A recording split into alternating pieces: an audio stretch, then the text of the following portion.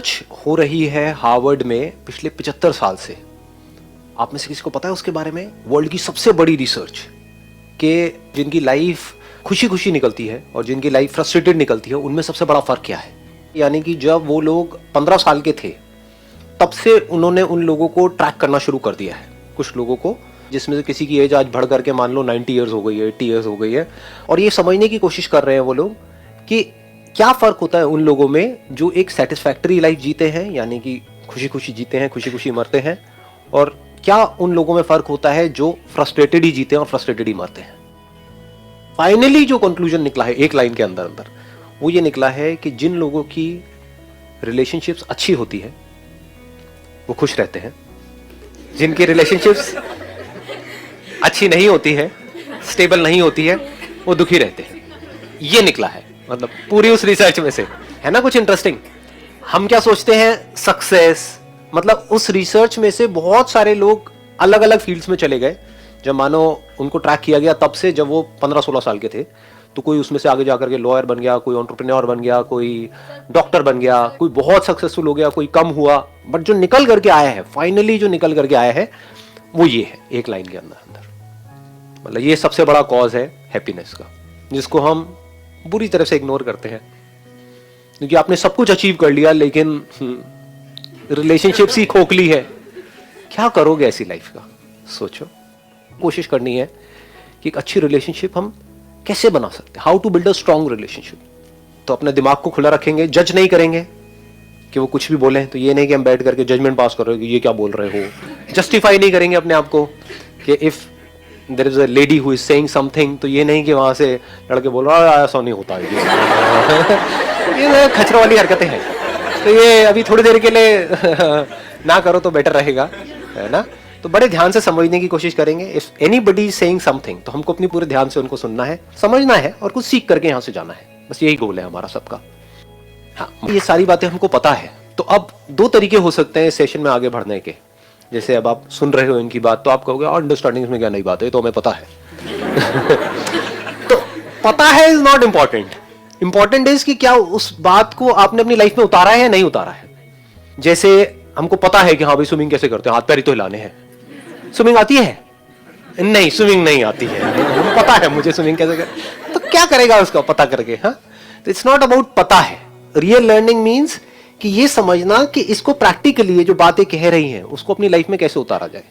जैसे इन्होंने जो कहा है उसको अगर आपने ध्यान से सुना हो तो बड़ी इंटरेस्टिंग एक बात कही है इन्होंने, कि अगर आपका जो पार्टनर है वो डिसऑनेस्ट भी है, I think you are not talking in terms of character, you are talking in terms of कि कभी झूठ बोलना पड़ गया छोटी छोटी सिचुएशंस की वजह से, तो बजाय कि उसका इशू बनाने के कि तुमने मुझसे झूठ कैसे बोला, तुम ये झूठ बोल सकते हो तो तुम कितना भी बड़ा झूठ बोल सकती हो, तुम तो धोखेबाज हो, ये समझ गए। तो छोटी बात को बड़ा बनाने की बजाय हमको समझना है कि उसने झूठ क्यों बोला। क्या पता उसने अच्छे के लिए ही बोला। कोई बदसूरत है तो जरूरी थोड़ी कि उसको जाकर के कहा जाए कि तू बदसूरत है, फिर वो कहेगा कि झूठ क्यों बोला। भाई तुम्हारा मन रखने के लिए बोला कि ठीक है मेरी नजर से तो तुम खूबसूरत ही हो, व्हाटएवर, पूरी दुनिया के लिए बदसूरत हो, सो व्हाट। सो हमको उसकी नीयत देखनी है सामने वाले पर्सन की। सर चलिए मान लिया हमने तो ऐसा कर लिया है कि हम समझ रहे हैं दूसरे का पॉइंट, लेकिन अगर दूसरा हमारा पॉइंट ना समझे तो उस कंडीशन में हम क्या क्या रखें अपना। मुझे पता था कुछ ऐसे ही आने वाला है और मैंने शुरू में इसीलिए मोहन किया था कि भैया जज नहीं करना है और जस्टिफाई नहीं करना है ना। लेकिन मुझे पता था कि ये आएगा ये पॉइंट। बट पॉइंट इंटरेस्टिंग है क्योंकि ये सबके माइंड में आ रहा है, बोला इन्होंने है, बट आई एम श्योर सबके माइंड में आ रहा है ये पॉइंट कि हम तो समझ ले लेकिन सामने वाला ना समझे तो क्या करें। हम अपने आप को इतना समझदार क्यों समझते हैं? हाँ, आप बहुत समझदार हो गया और सामने वाला बेवकूफ है। हाँ बेवकूफ है, उसने भाई मेरे से शादी करी, इससे बड़ा ये सिर्फ इसी पॉइंट ऑफ व्यू से वो बेवकूफ हो सकता है, क्योंकि समझदार होता तो मेरे जैसे तो करता ही नहीं। तो हमको कभी भी ये नहीं समझना कि हम तो सामने वाले को समझ लेंगे, वो अगर नहीं समझता तो क्या करें। आप अपने ऊपर रख करके देखो, आप क्या कह रहे हो, मैंने तो उसको समझ लिया, उसने नहीं समझा तो क्या। आप ये बताओ अगर उसने आपको समझ लिया तो आप उसको समझ पाओगे नहीं समझ पाओगे? कोशिश कर सकते हैं सर। अरे उसके बाद कोशिश करना क्या है?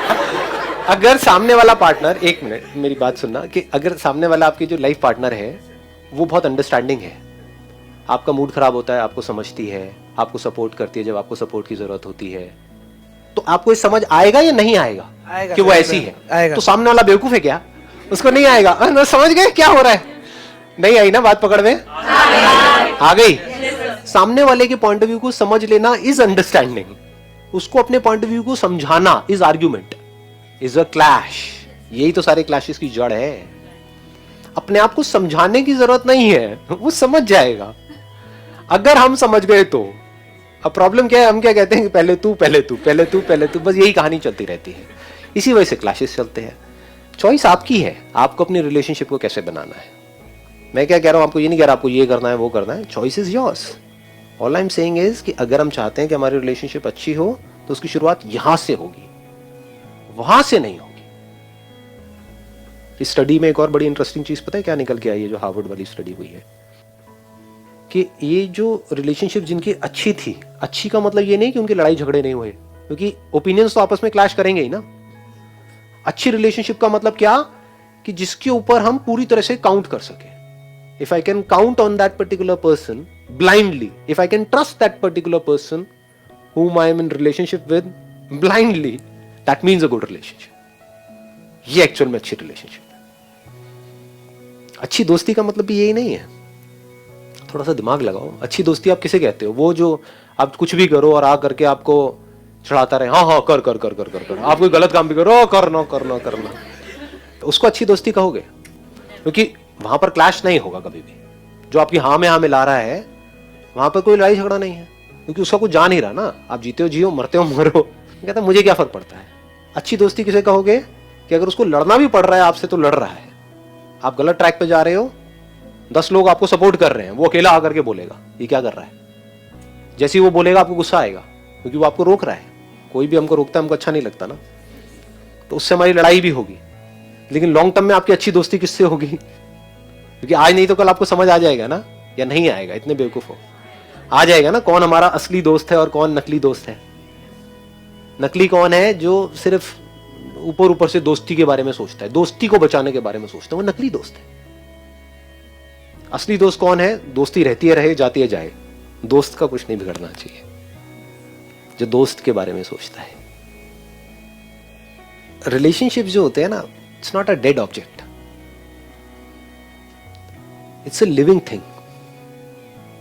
Whatever is a living thing, it demands great deal of attention from your side. Living में क्या होता है?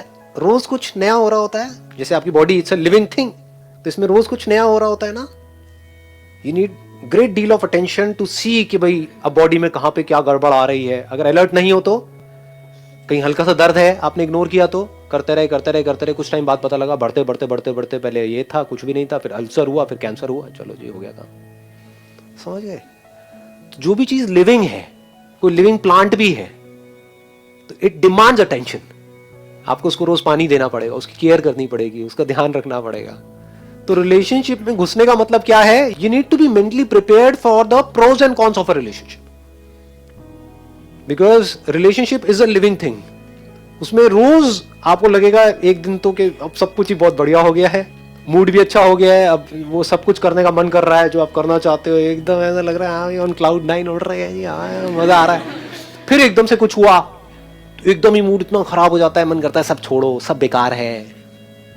तो इन दोनों चीजों के लिए आपको मेंटली रेडी रहना होगा। अगर आप मेंटली प्रिपेयर्ड हो, देखो ध्यान से समझना, अगर आप मेंटली प्रिपेयर्ड होते हैं, आप रोड पे जा रहे हो, अगर आप मेंटली प्रिपेयर्ड हो कि यहाँ पे कुछ गड़बड़ हो सकती है, तो आप उस सिचुएशन को ज्यादा अच्छे से हैंडल कर पाओगे।